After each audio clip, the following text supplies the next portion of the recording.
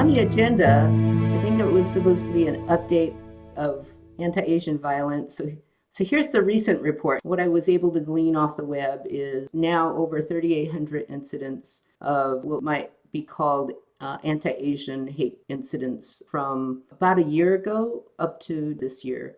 And over 500 incidents have occurred in this year alone. So for the first 4 months of this year, something greater than 40% of those attacks took place in California. But there have been incidents all across the United States. And roughly 2/3 of those incidents had to do with verbal harassment. Another 21% had to do with what they call shunning, which is the deliberate avoidance of Asian Americans. Another 10% comprises physical assaults. Some of those are civil rights violations, workplace discrimination, for example, or not being allowed to use transportation. And online harassment makes up about 6.87% of those total incidents. About 2/3 of those incidents have been reported by women. 12% have been reported by youths. Seniors have reported 6%. If you're aware of this, most of the agencies feel that the incidents have been underreported. In particular, elderly Asians have been hesitant to report incidents of hate. So that's an issue in terms of understanding the numbers. Chinese were the largest ethnic group affected, but other Asian groups, Korean, Vietnamese, Filipino, have also experienced that. I would also assume that Japanese are included in that. Businesses are the primary site of discrimination, 35%. There's also been attacks on faith institutions, in particular Buddhist temples. So this is the most recent vandalism that occurred in Los Angeles in February. The Higashi Hongaji Buddhist temple in Los Angeles was vandalized. Last year in November, there were 6 temples in Orange County that were vandalized. And earlier in the year, in April, this is in Arkansas, so it's not just limited to California, and North Austin, Texas, there were incidents of vandalism. Locally, I do know that I believe that the Vietnamese temple here in Modesto had some of their statues vandalized. It might have been a couple years ago. I don't remember the exact time. Yeah, I remember the I think Annie had mentioned that some of their statues had been spray painted or something. So I wanted to address that this isn't new. So I actually went and dragged up a few images from the past. So this particular image is from 1878. Here, this is a political cartoon, if you want to call it that. Here are Chinese that are immigrants being depicted as grasshoppers or locusts coming to the United States, where there was this idea that the farms were in danger of all of these new immigrants that were coming into the United States. And here are a couple more. These are from Harper's Weekly. The other one was from The Wasp. So The Wasp was a publication that originated in California, and Harper's Weekly was on the East Coast. Here are a couple of their illustrations. I'm not going to say the N-word, but in this particular graphic, the title of that was "The N-word must go and the Chinese must go." So it was not just one group, but they were alluding to groups of people that were undesirable. Here's one more, and here the Chinese are actually depicted on the rear ends of pigs. And this is from 1881, which was a year before the Chinese Exclusion Act. And for anyone who's interested, I put together a timeline, and this was for my own interest as well.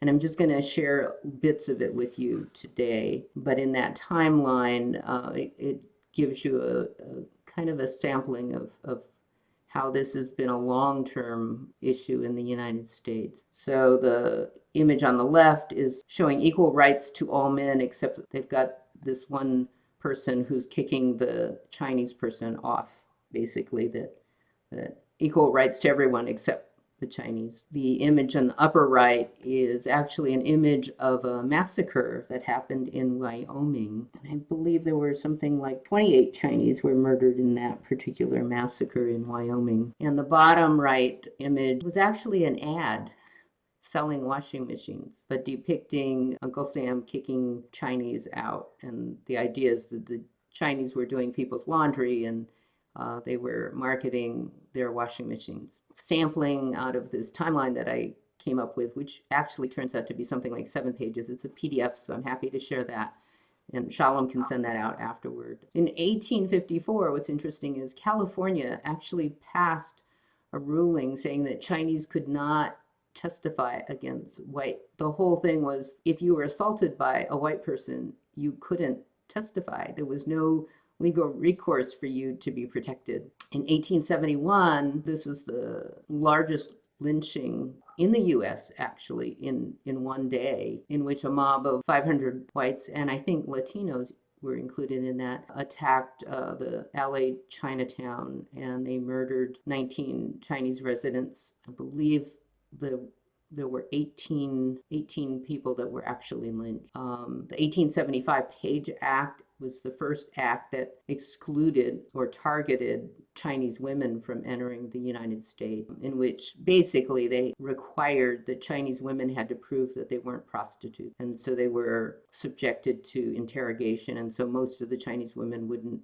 subject themselves to that. So basically they didn't come. In 1882, the Chinese Exclusion Act was passed, and that was the very first law that prevented any ethnic group from immigrating to the United States. 1885 was the Rock Springs Massacre in Wyoming. There was also a riot in Tacoma, Washington, in which 700 Chinese residents were expelled from Tacoma. Also, the Chinese were expelled from Seattle. The very first segregated school for Chinese was created in San Francisco based on a court action by a Chinese couple that wanted to have their children be educated in public school. And so the court ruled in favor of them having public school access, but San Francisco didn't want them to be in an integrated situation, so they created a separate school for the Chinese. 1910, Angel Island Immigration Station opened up to enforce the Chinese Exclusion Act, and it was primarily a holding station for people of Chinese origin.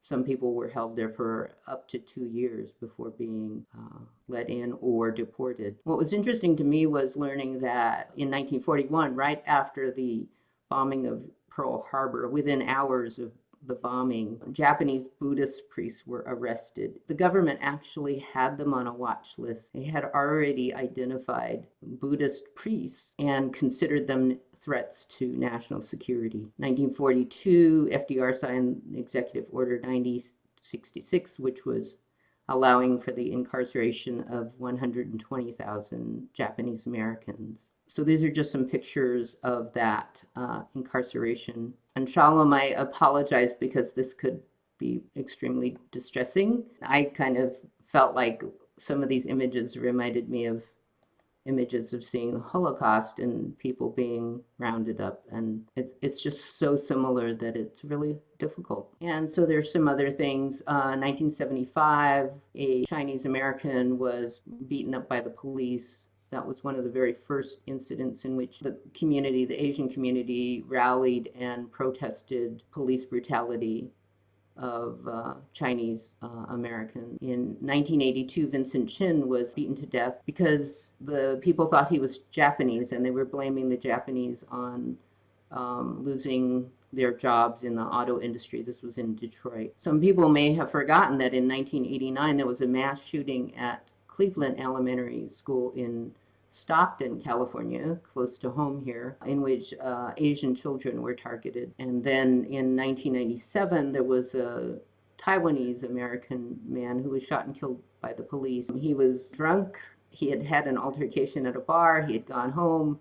He was outside. They saw him with a stick. They told him to drop the stick. And the assumption was that because he had this stick in his hand, he was a martial artist, and they shot and killed him. And then, of course, we know about the shootings in Atlanta just recently. That's what I wanted to share today. I think for many people, it's maybe surprising because we don't know that whole history. And for me, even as I was, putting together this timeline, there were certain things that I did not know about, and, just kind of surprised me as well. So I'm happy to take a couple questions. I know it's a little bit late. We started a little late, so.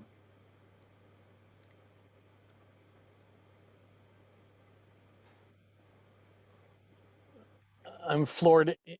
I don't know what to say. I knew some of this, but seeing this all presented as you just did is so sobering, so upsetting. And what keeps coming in my mind as you were going over these horrible details is what we call the Spanish flu. Every country called something else. One theory is it actually started in the United States, and how hurtful it must be to have had a recent president who attempted to smear an entire part of the world for causing disease, and how I can't separate out those statements about Asian flu, Chinese flu from what's happened recently. Thank you for presenting this. Wow. Yeah, yeah. And being blamed for a virus or a flu or anything is not new. Actually, in the 1900s, the late 1800s and early 1900s, the Chinese were actually blamed for smallpox and for leprosy and for malaria, as well as the plague. So there was a bubonic plague outbreak in San Francisco, and they quarantined the Chinese in Chinatown for that, but also for the smallpox and everything else that they could think of. So sadly, it's in our U.S. history. And unfortunately, many times the othering of other people, just like we've done with the Muslim thing and everybody who looks like they could be, when we had the towers and everybody got the Sikhs and everybody else, they must be together. So many times people have never understood the difference between Chinese and Japanese and Korean and Taiwanese and others. And so like the Japanese person who was killed because they thought, or the Chinese person who was killed because he was doing that, because they thought he was Japanese. Yeah. And so many times I know, Lori, that Chinese have often been people who've been Korean, people who have been Chinese have been called Korean, or Koreans have been called Chinese, Japanese have been called Chinese, and that even itself in our references to people is hurtful. Right, right. Yeah, contemporarily, Representative Andy Kim, who's in the House of Representatives, he shared a story about his 5-year-old son, where his 5-year-old son was called Chinese boy at school. And he shared the story of having to have a talk with his son about racism, and he didn't know how to have that talk. And I don't know if some of you may remember the images after the riot at the Capitol, that Andy Kim was out there helping to clean up a lot of the damage that happened in the Capitol. Yeah, and So, look, that what Jeff was referring to certainly happened in West Modesto. Many times I heard people derogatorily say, of all Asians, Cambo Joe, just assuming everyone was Cambodian without bothering to realize, well, there were some Filipino there were a ton of Hmong, a ton of Laotian, yes, a large group of Cambodian, but also Vietnamese and so on. And it's just not bothering to distinguish, just lumping everybody into one group in a derogatory term. Yeah. Yeah, and this doesn't also include, you know, South Asians and Filipinos in terms of what they've also experienced. So anyway, I'll leave it there in lieu of our time together. Just wanting to move forward. I'm going to stop the recording here.